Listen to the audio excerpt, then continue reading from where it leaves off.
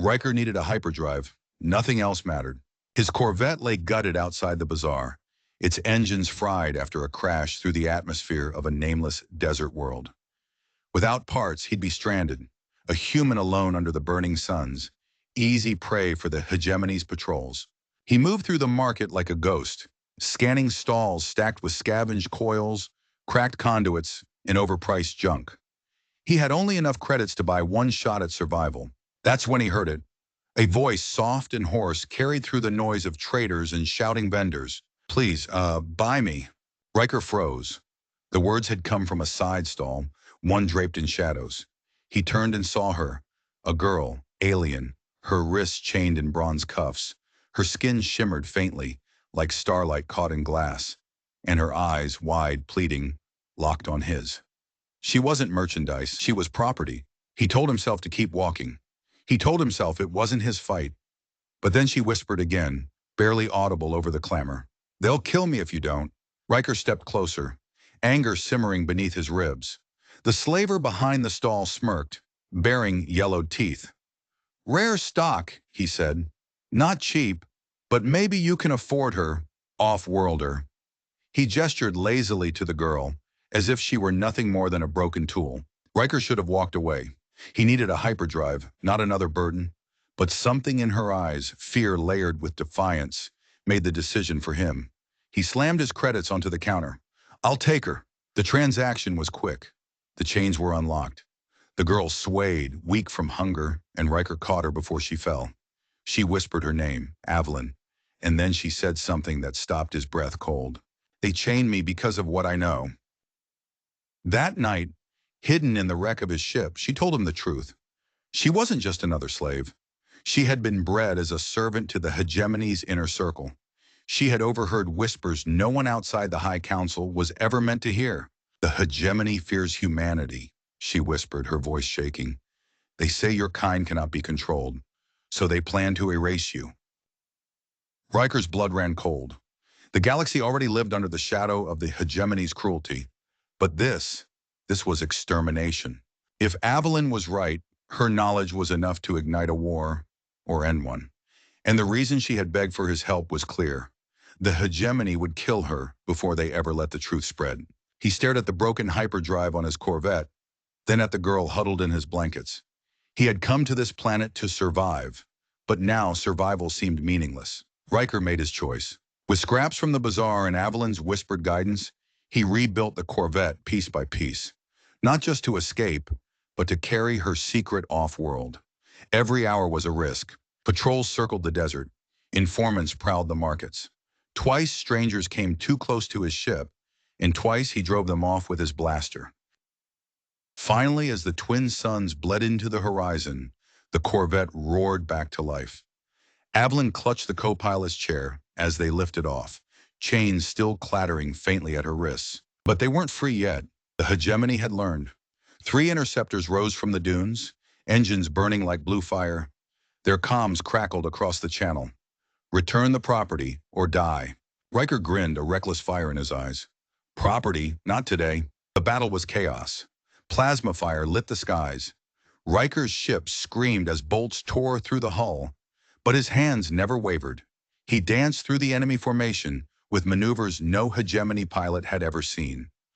A human's defiance woven into every twist and burn. When the last interceptor exploded in a blossom of flame, silence returned.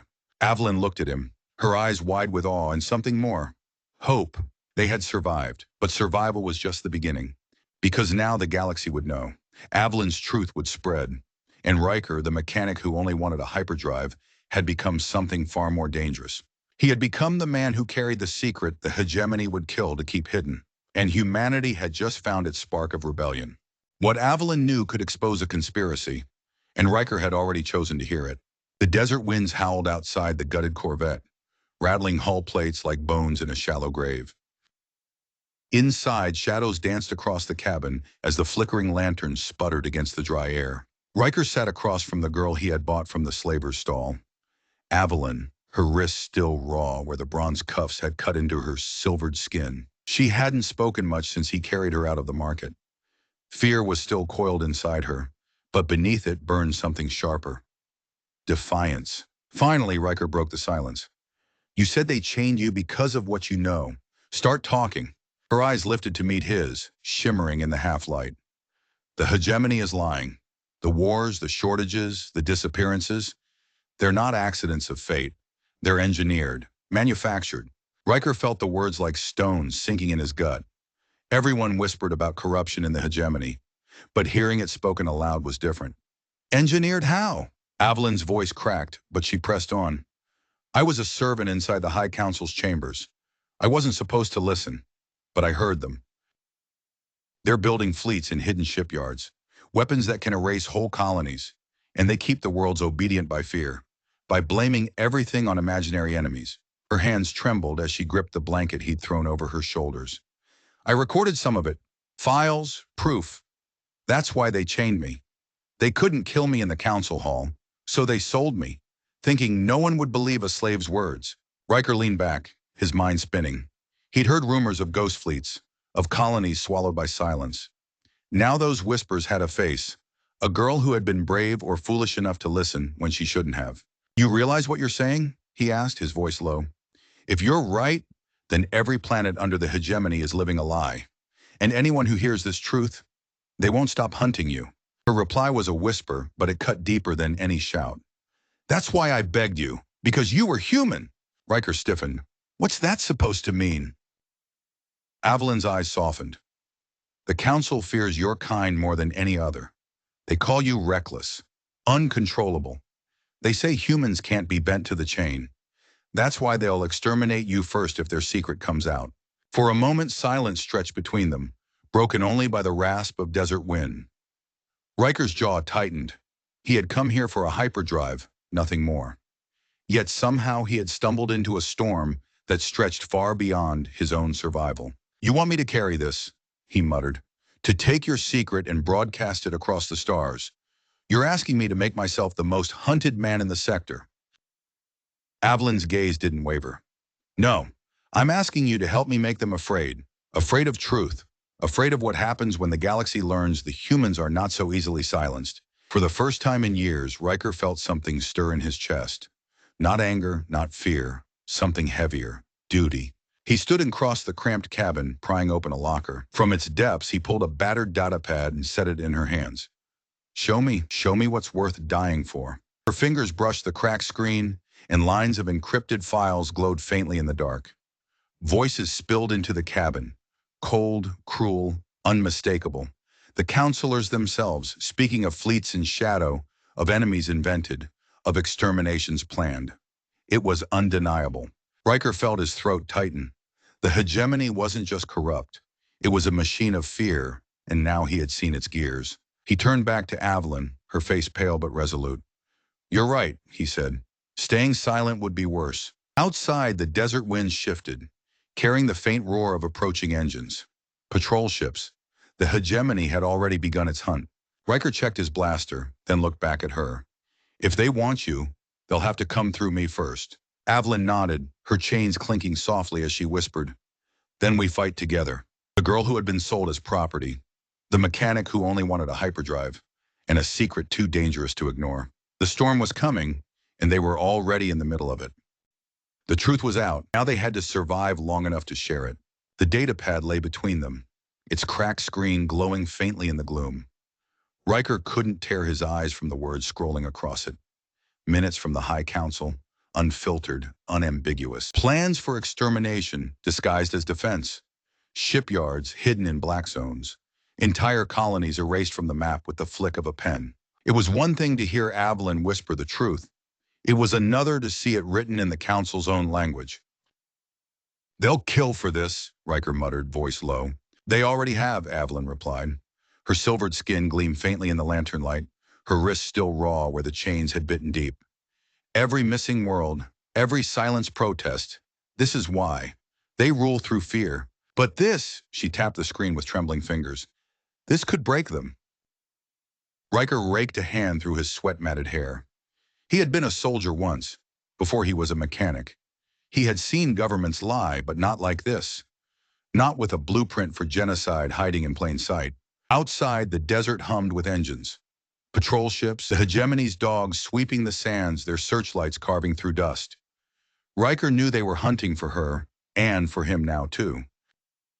He grabbed the datapad, sliding it into the pocket of his jacket. If this is going to matter, we need to get it off this planet. A broadcast tower, long range. Something that can reach beyond the hegemony's chokehold. Avlin's eyes flickered with hope and fear in equal measure. There's one, a relay station at the edge of the salt flats. Abandoned for decades, but its core might still burn. If we can reach it, if, Riker echoed. He holstered his blaster. Then that's where we go. They left the broken Corvette behind, its hull already marked with tracking paint.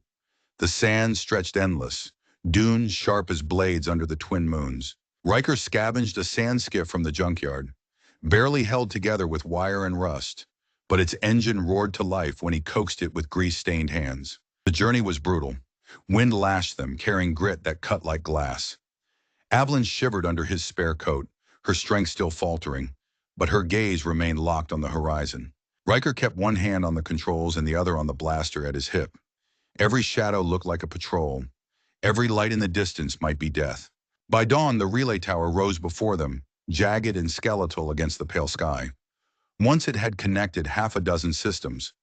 Now it was a tomb of steel, its spire cracked, its antennae draped with sand-scoured cables. Riker brought the skiff to a halt. Looks dead, Blinn shook her head. Dead but not gone. The core's deep inside. If we can spark it, even for an hour, it's enough. They pushed inside, the air heavy with dust and silence. Riker's boots crunched over broken glass and rusted panels. He found the core chamber, a cylinder half buried in sand, its lights long since dark. With a mechanic's eye, he knelt, prying open conduits, coaxing wires. It would take hours, hours they didn't have. The first patrol arrived before midday. Riker saw them from the broken window, black-armored riders skimming the flats, banners of the hegemony whipping behind them. Dahan, where they've found us, he hissed. Avlin clutched the datapad to her chest. We can't let them take it. Even if we die, the truth has to survive. Riker looked at her, at the fire in her eyes, at the chains still hanging from her wrists. He thought of the choice he had already made, back in the bazaar, and he knew there was no turning back. Then we hold them off, he said grimly. Long enough for me to light this tower. The sound of engines grew louder, a rising storm. Avlin placed her hand on his, steadying it. When the truth is free, the galaxy will remember what you did here. Riker managed a grim smile. Let's just make sure we live to see it. The patrol closed in, dust clouds boiling behind them.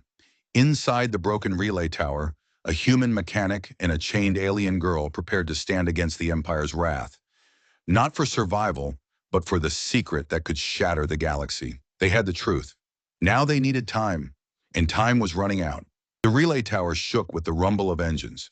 Outside, a squadron of black-armored patrol craft tore across the salt flats, their banners snapping like blades in the wind. Dust storms trailed behind them, shimmering with the heat of plasma engines. Riker's hands worked furiously inside the corroded relay core. Sparks bit his skin as he twisted melted couplings and rewired circuits that hadn't tasted power in decades. His breath came harsh, every nerve alive with the knowledge that death was closing in. How long? Avlin demanded. She crouched at the shattered window, the datapad clutched tight against her chest. Riker gritted his teeth. If I had a week, I could make it sing. If I had a day, I could make it work. But with patrols on us... He yanked a cable free, splicing it with a strip of copper scavenged from his belt. We'll be lucky if it coughs out a whisper. That whisper could save millions, Avlin said, her voice trembling but resolute. Outside, the riders slowed, forming a crescent around the tower. Weapons glinted in the sun. Then a voice thundered across a loud hailer, cold and commanding. Return the asset. Surrender the human. You are surrounded. Avlin flinched at the word asset, chains still clinking faintly at her wrists. Riker rose, blaster in hand, his jaw set like iron. Not today. The first volley struck. Plasma bolts tore through the tower's outer walls, sending shards of stone and steel across the floor.